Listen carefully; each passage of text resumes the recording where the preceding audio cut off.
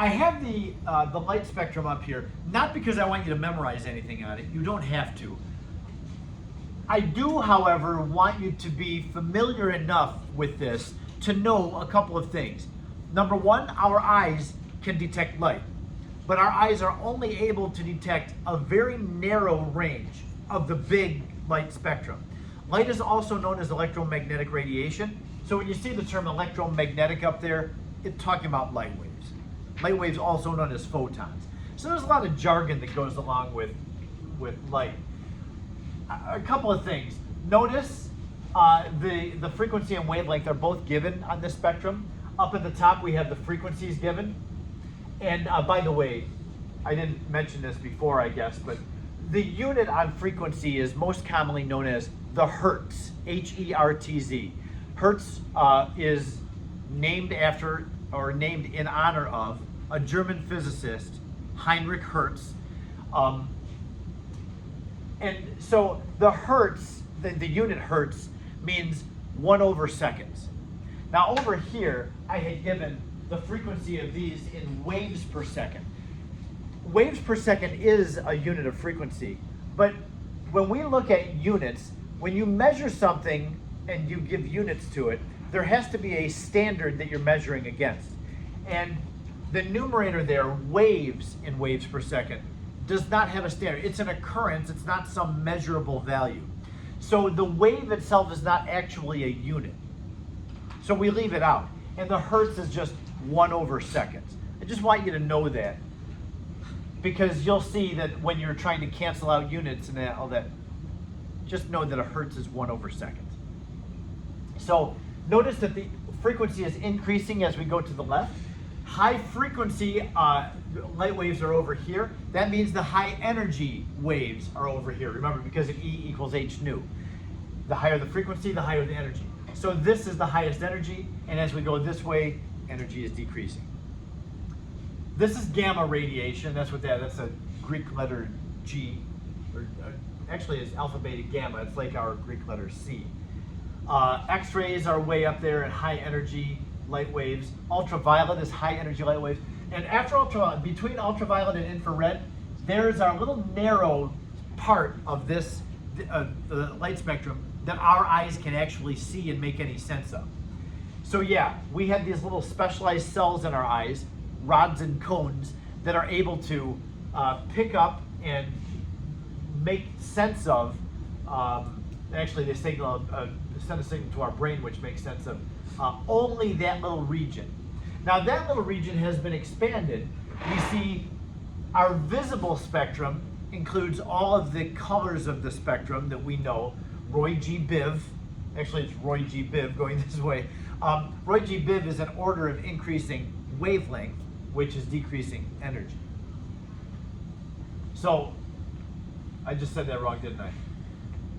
No, Roy G. Biv is. When you turn this thing around,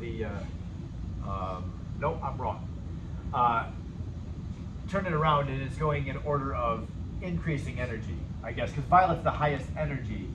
This doesn't look very violet over here. They should have had that more purple. Because we saw violet yesterday when you were looking at the lights with the diffraction gratings. You definitely saw purple. I don't really see any purple over there. That's just dark blue.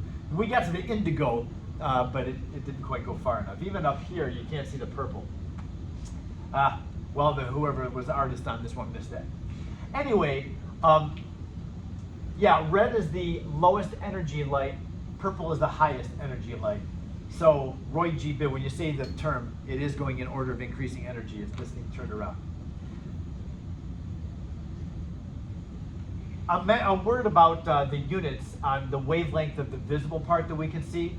It says increasing wavelength in nm. You know what nm represents in units? It's nanometers. Right. You do need to be familiar with nanometers.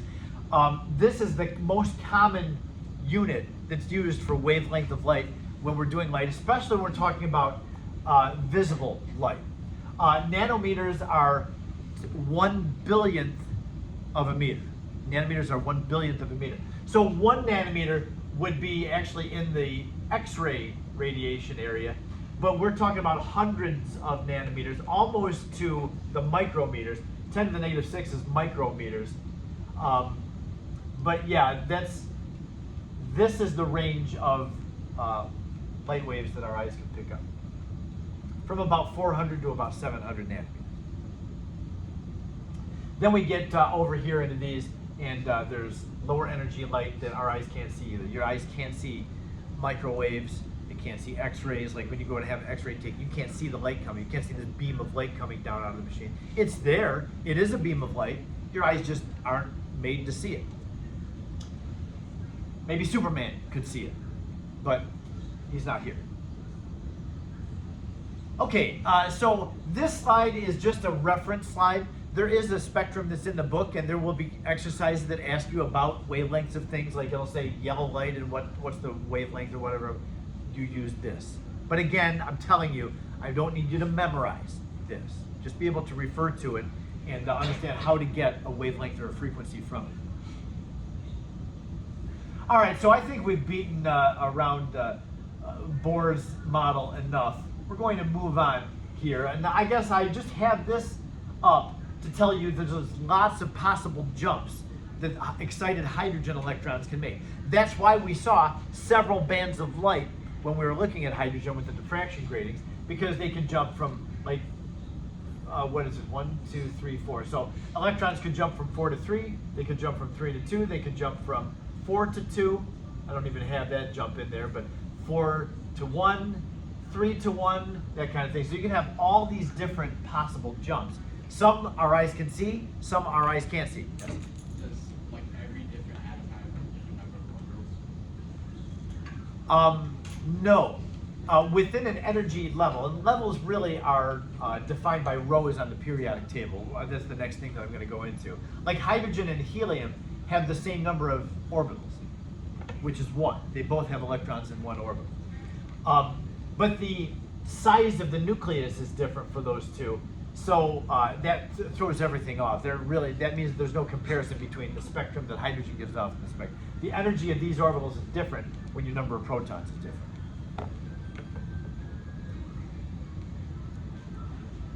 Okay, now this is going to take us to the next big discovery that was made. We had seen that in the beginning of the 1900s there was Max Planck.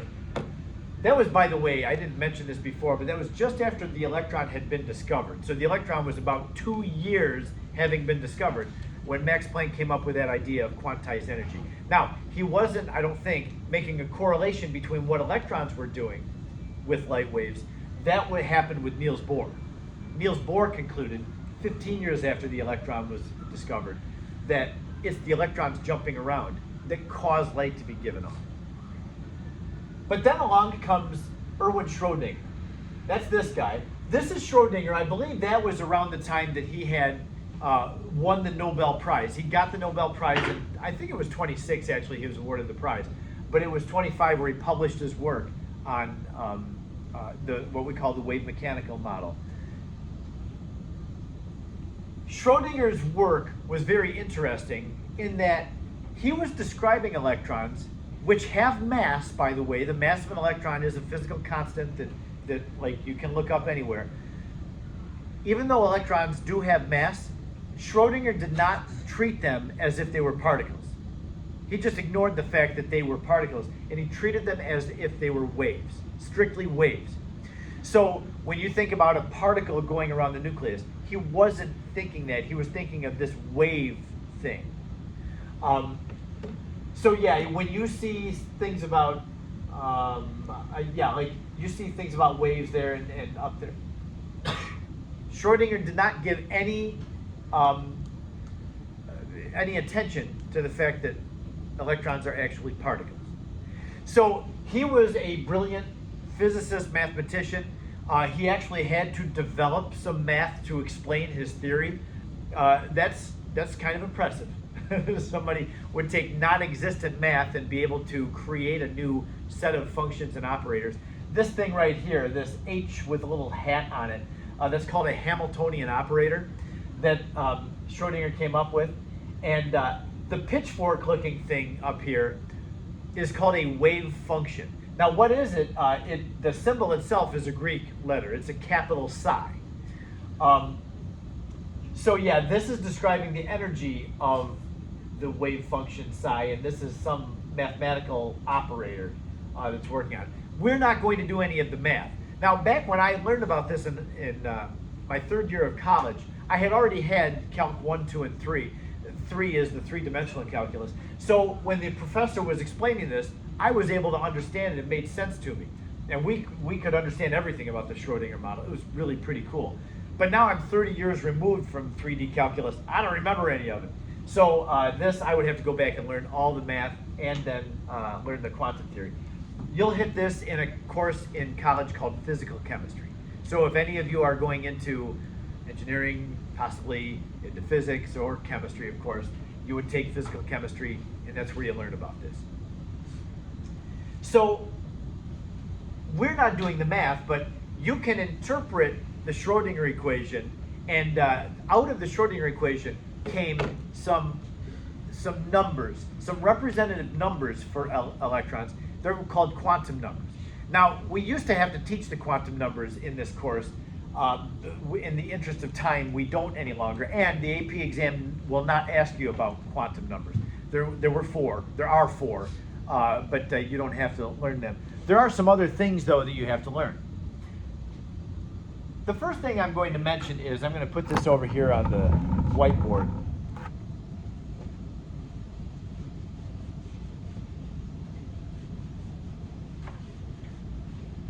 Most of us in Chem 1 learned only the Bohr model. That's all that you got, was put a dot in the middle for the nucleus and make some rings around it, and there's your atom. We know from the Schrodinger model this is way oversimplified. This really is a middle school approach to the atomic structure. The fact that we're now teaching this in high school is kind of embarrassing. We should all be teaching the Schrodinger model. You can learn it, you can understand it. Now, it is a little bit complicated. I always tell my Chem 1 students when I talk about the Schrodinger model, give me 2 days on this, because the first day you're going to walk out of class and you're not going to have any idea what I just said. But when you come back the next day, it'll all start to come together and make sense. I'm going to try to condense that and have you feel kind of confident when you leave today. But if you don't, please relax, because it will come together for you. This is way oversimplified, and the reason it's oversimplified, this is the Bohr model. Niels Bohr was treating electrons as if they were like planets orbiting the sun. They are in a constant state of motion going around the nucleus, and Bohr would have explained, well, if somebody were to ask, why doesn't the electron fall into the nucleus? His answer would be because the electron has angular momentum and it keeps it in an orbit around. If the electron happened to stop moving, then it would fall into the nucleus. Just like the Earth doesn't fall into the sun. We would all agree that there's a gravitational attraction between the sun and the Earth, and the sun is the reason that the Earth stays here in our solar system. If there was no sun, the Earth would just go off in a straight line somewhere. But the Earth has angular momentum as it goes around the sun. So that's what the electrons are doing around the nucleus. Schrodinger came along and said that within energy levels, there are sublevels. Energy levels don't just consist of rings. There are substructures within the rings. And I'm going to show you, on the next couple of slides, it's going to show us what those substructures look like. It is a little bit intimidating at first. Take a look. Now, these are called orbitals. Having an electron go all the way around the nucleus would be an orbit. It orbits the nucleus. This is an orbital with an AL at the end. It is a space, it's like a little region in space around the nucleus where we expect to find the electrons. According to the Schrodinger model, every orbital can only get 2 electrons into it.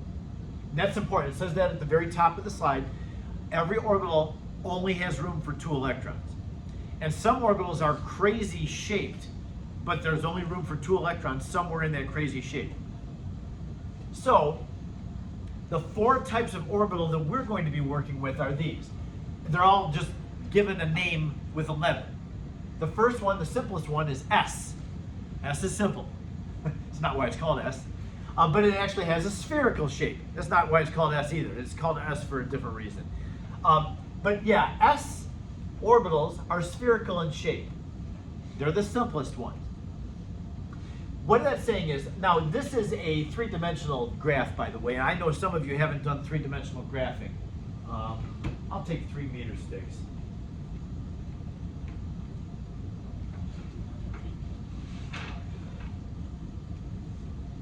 This will be easy to see. So when you do a 3-dimensional graph, what you're going to see on a piece of flat paper or a screen like this is you have left to right, an up and down, and then you have this diagonal thing. That diagonal thing represents the extension into space. And what I mean by that is this. Here's an x-axis, right, left to right. And then here's the y-axis. We've got the horizontal and the vertical. This is normally the graphing that you do, 2 dimensions. But then the z-axis would be perpendicular to those two, like that. So we have an x, y, and a z set of coordinates. Now, on a flat sheet of paper, you have to draw the z coordinate just kind of off on an angle, like that. Now, different people will use different designations for the graph. Sometimes this is known as the z-axis. Sometimes this one is known as the z-axis. You just have to know that there's 3 different axes, and that's the way they are. So you'll see that 3rd axis coming off as a diagonal when we have somebody graphing with 3 dimensions. So this is a 3-dimensional structure here. It's like, it's not just a circle, but it's a spherical shape, like a playground ball or whatever. 2 electrons can be found somewhere in that green region. That's an orbital. The next simplest would be the p orbitals. We call p the dumbbell-shaped orbitals. You know what a dumbbell is, I hope. It's a weight. It's got 2 bulging ends to it and then a handle in the middle. That's kind of what's being shown here. Kind of, I guess. I think we call it dumbbell shape. Now keep in mind, at the center, at the origin of every graph here that's shown, that's where the nucleus is. You have to keep that in mind. There is a nucleus present. We're talking about the electrons, but don't forget there is a nucleus. So at the origin is the nucleus. The P is going to be higher energy than the S, so the P is going to be outside of the S. So that's not shown here, but it would be implied that there would be a spherical S first, and then the P gets put in there. P sublevel has 3 orbitals to it. I'll say that again. Now listen to this. The P sublevel has 3 orbitals to it. There's one along the x-axis, one along, now this has the y-axis as the diagonal. Again, this one had the y diagonal, that had the z diagonal. It just depends on who's doing the graph. Anyway, the point is that the 3 of these dumbbell-shaped orbitals are all perpendicular to each other. One's along the x, one's along the y, and one's along the z. They don't overlap each other.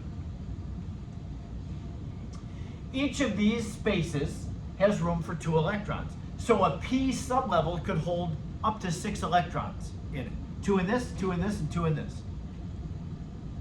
So we have S sublevels and we have P sublevels.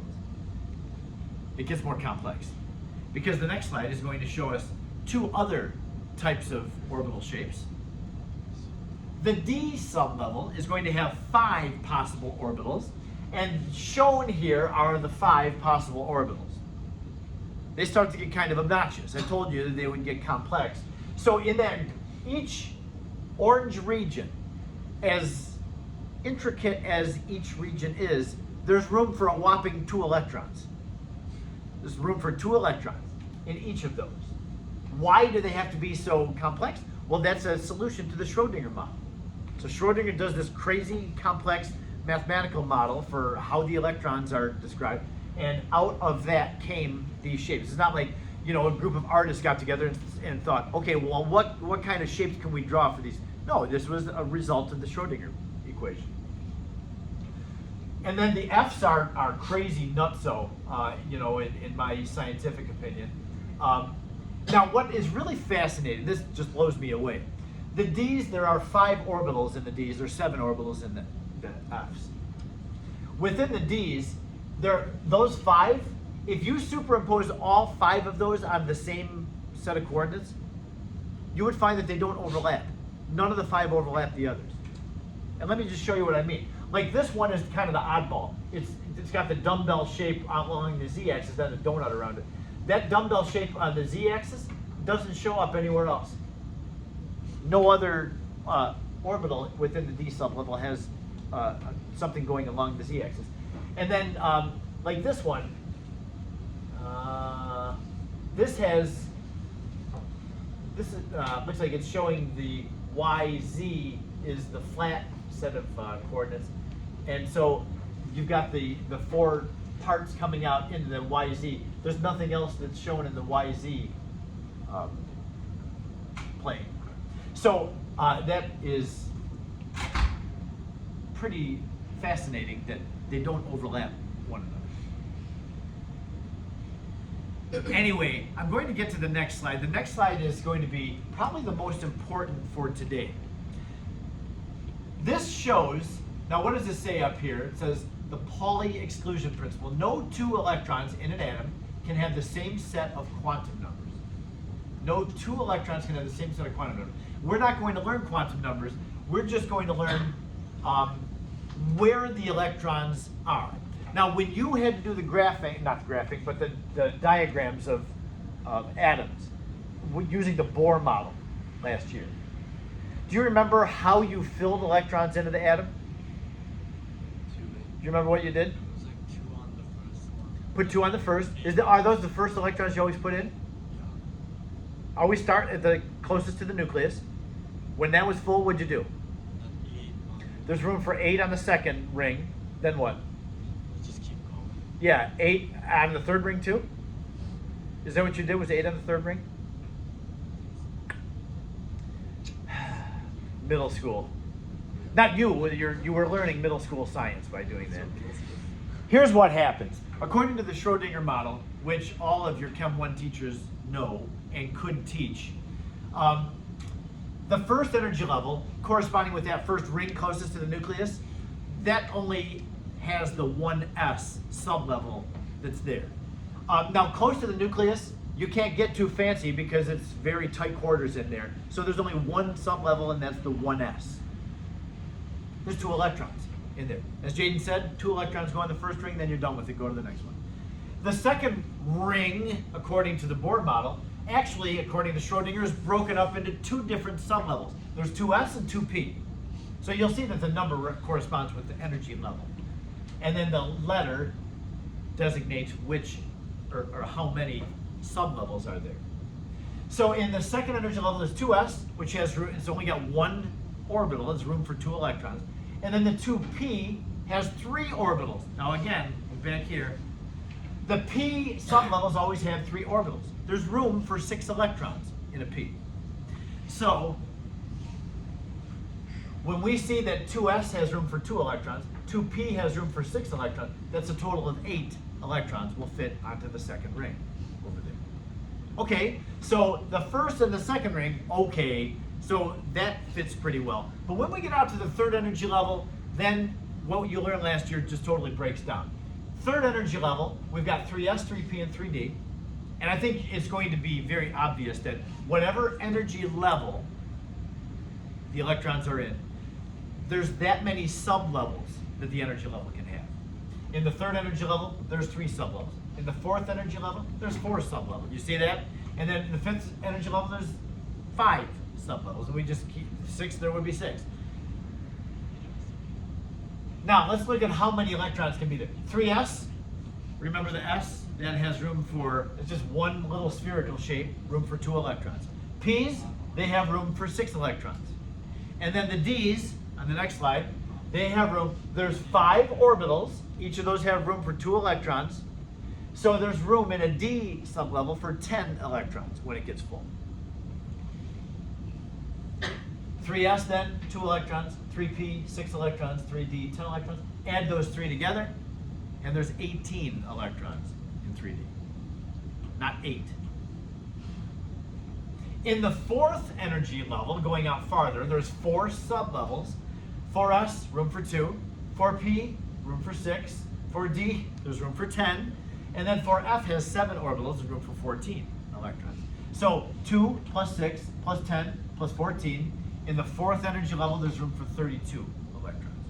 We just keep going up from there. We have this handy little formula over here, which says that whatever your n value is, n is one of the quantum numbers. Remember how I said there's 4 quantum numbers? N is the first of the quantum numbers. And so we actually use n to tell us what energy level electrons are in. So whatever your n value is, there's 2n squared electrons possible to be in.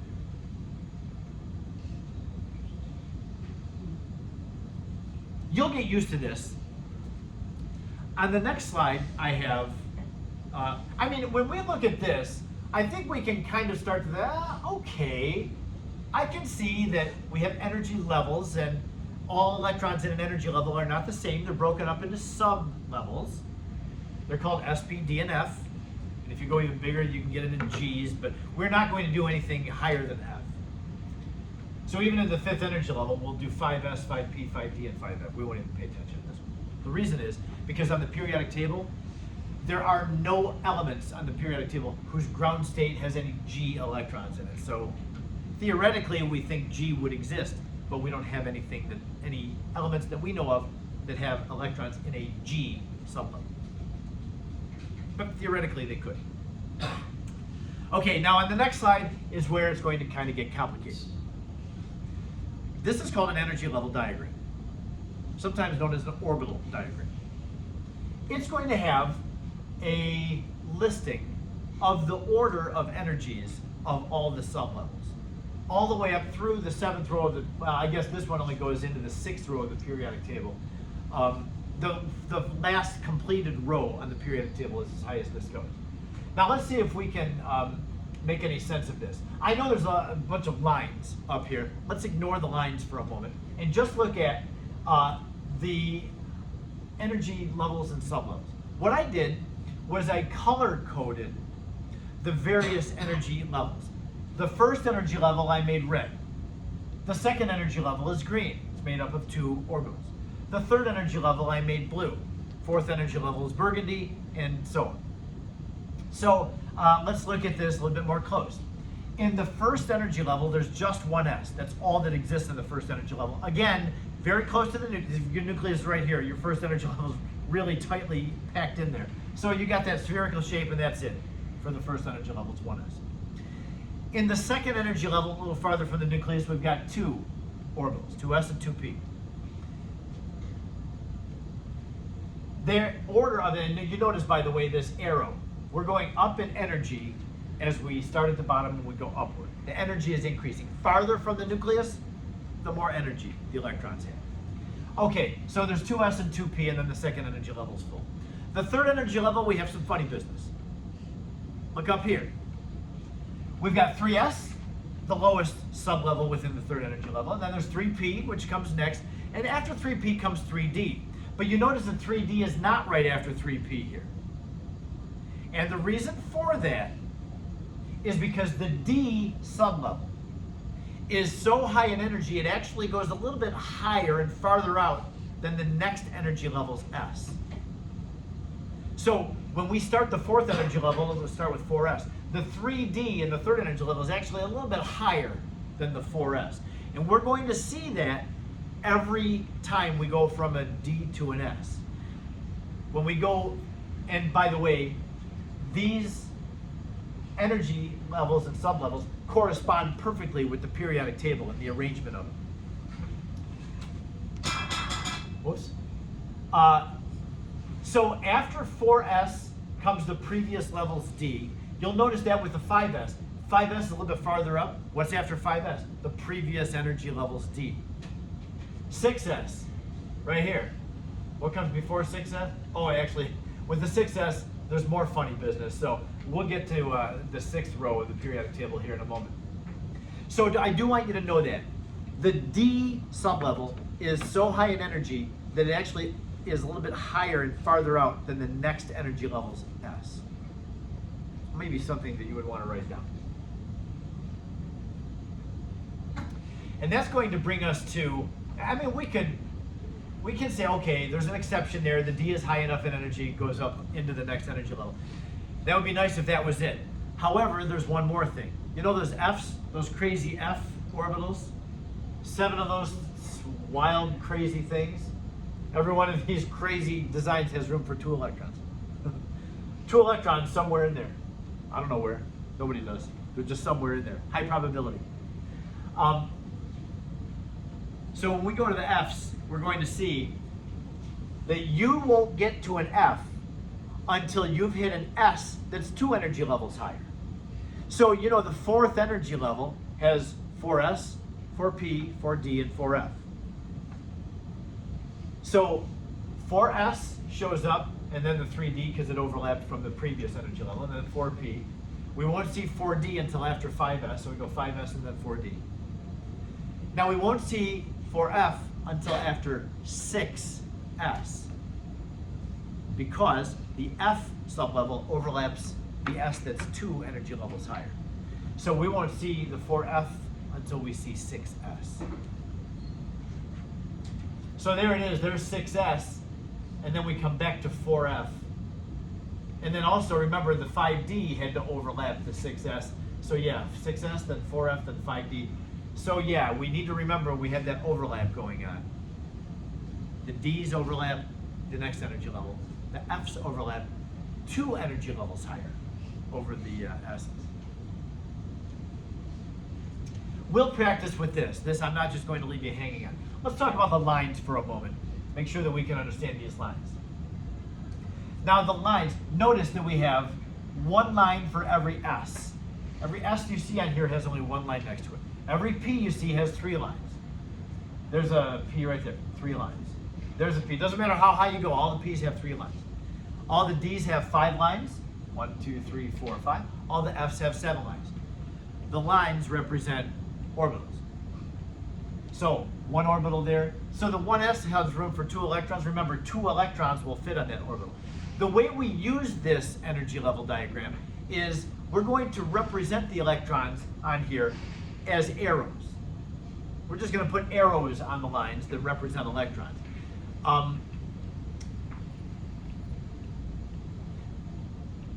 Let's talk for a moment about electrons. I guess we've been talking all hour about electrons, but with electrons, how can it be that you can have this small spherical shape, 2 electrons, which are both negatively charged, will be able to fit into that space? Have you learned that electrons get along pretty well when they're confined to the same general space? Do you think they get along when they're in the same general space? 2 negative electrons, what do you expect them to do when they're close to each other? Do that, right? How can it be, if you're really close to the nucleus, you have 2 negative particles that are occupying that same orbital? Here's why that can happen. They should be inclined to push away from one another, but they don't. Here's why. Because there's not only the presence of negative electrons in there, but the negative electrons are actually spinning. They're spinning on an axis. So you've got an electron that's spinning like this in an orbital. If one of the electrons is spinning like this, remember the electron's negatively charged. If you've got a charged particle spinning, it's going to generate itself a magnetic field. It makes a magnetic field. So when you have one electron doing this, the other electron in the orbital must be doing this. It's got to be spinning in the opposite direction to make the opposite magnetic field. And if you have one electron spinning like this, generating a magnetic field, the other one making the opposite magnetic field, they can get along and they can cohabitate in that orbital. And that's what we find the electrons doing. Electrons should not be able to occupy the same orbital together, but they do. So it's because of that spin. Now, here's just a silly thing. I always talk about this one way. I do this. You've got electrons spinning that way, electrons spinning that way. Notice I'm not doing that at the same time with my hands because I can't. I'm unable. And I think you are too. I don't think your brain will let you spin one hand with an electron this way and the other one the opposite direction. Try it. Forward, reverse, same time. Good luck. Can't do it. You might think you're doing it, but you're not. All right, so what we're going to do with these lines are actually going to have arrows on them. One arrow will be going up, representing a positive spin. The other one will pair up with it going down, representing a negative spin. Negative just means he's spinning the opposite direction. Now, we will not fill just any lines on here with arrows. We always start at the bottom. As you learned in Chem 1, you always start closest to the nucleus and build the electrons out. You fill up one part and then you go to the next part. I say that because, let's see. I'll tell you about that in a moment. On the next slide, it has a multiple choice question for us. Which of these would represent the electrons in a nitrogen atom? Now, the arrows represent the electrons. How many electrons should we have? Well, we look over at nitrogen on the periodic table. It's atomic number 7. So a neutral nitrogen atom has 7 electrons. So we need to see a representation of 7 electrons. Right off the bat, that's going to eliminate D. They put 8 electrons into D. Count them. 1, 2, 3, 4, 5, 6, 7, 8. Can't be D. So it's got to be A, B, or C. And which one is it now? See how, now normally I'll do the electron diagrams vertically. They're doing the diagram horizontally. That's fine, I guess. Saves space and it's more convenient that way. So this is what I'm talking about when we use arrows to represent. So the 1s in nitrogen is full. So we go out to the 2s. There's 2 electrons in 2s, then it's full. Then we go out to the 2p. Now the 2p, remember, has 3 lines. 1, 2, 3. All the p's have 3 lines because they have 3 orbitals. Now there was another rule about how to fill electrons, and it's called Hund's rule. Take a guess where you think Hund was from. Germany. Anyway, Hund's rule says this. It's got a real scientific statement at first. It says degenerate orbitals, which means they're just the same. Degenerate just means that they're equal energy, like all 3 of those are kind of interchangeable. There's no preference as to which one you start on, which I would just start left to right. Doesn't matter because they're degenerate, meaning they're all the same energy. So they're interchangeable. Degenerate orbitals are lowest in energy when there's a maximum number of unpaired electrons. The translation in parentheses is much simpler in this way. Put 1 electron into each orbital before you make any pairs. Put 1 into each before you make any pairs. So when I'm filling the 2p, I'm going to put an up arrow, and then the next one would be up in the next orbital, and then the 3rd electron would be up in the 3rd orbital, before I make any pairs. Now on the 4th electron, I've got 1 in each. Now I have to start making pairs, so I come back to the 1st and make a down arrow. But with that in mind, that's Hund's rule. You don't have to know these rules by name. I'm never going to ask you about names of people. I might ask you about Bohr, I guess. Which of those, A, B, or C, reflects the correct electron arrangement? Does it look like A? It's A. Yep. 1s is full, 2s is full, then we have 3 left. We'll put them all up in the 2p's. Not B, because that would violate Hund's rule. And not C, because 2s wasn't full in C before we started 2p. You need to finish 2s before you go on to the next one. I guess that's about all the time we have today. That's a lot, and we will continue this tomorrow. And if you're still very confused about all this, we will, I think, have it all come together tomorrow. So hang in there, and don't be impatient.